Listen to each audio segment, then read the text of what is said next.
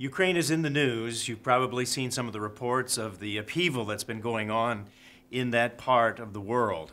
It's been quite a problem that's been ongoing. There's been protests. There's been scores of people who have been killed because of the challenges in government. Should Ukraine have closer ties with Russia? Should they have closer ties to the European Union and the West? That has become a major issue. What's going to happen there? Prophetically speaking, could that have an impact in the world? Could it affect what's going to happen down the line in the Middle East, in Russia, in Europe? Well, it sure could. But how? At this point, it's unclear. So how should we approach this whole situation there? You know, I think one way that we can look at this as we realize the challenges that people are facing.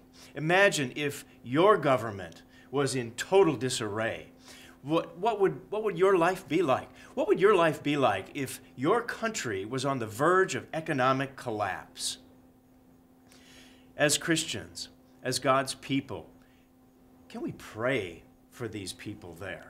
We may not know prophetically what's going to happen over there, but there are real people that are experiencing real problems. There are people that are losing loved ones there because of the challenges of human government. There's an amazing passage that reminds us of places that may be far away, and yet we have a personal responsibility in situations just like this in the Ukraine.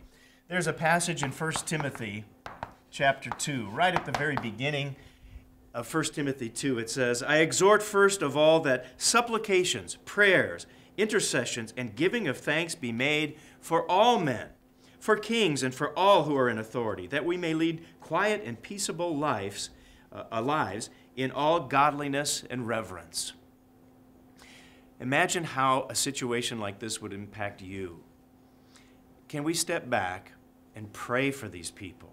Can we pray that God would intervene in that situation and He would bless them and that He would bring and give peace? I think that's something that we should take the time to do. There are many God-fearing people in the Ukraine. Don't forget about them. Don't just turn the channel when that news story comes up. Take it to heart. Take it to God and pray. That's BT Daily. We'll see you next time.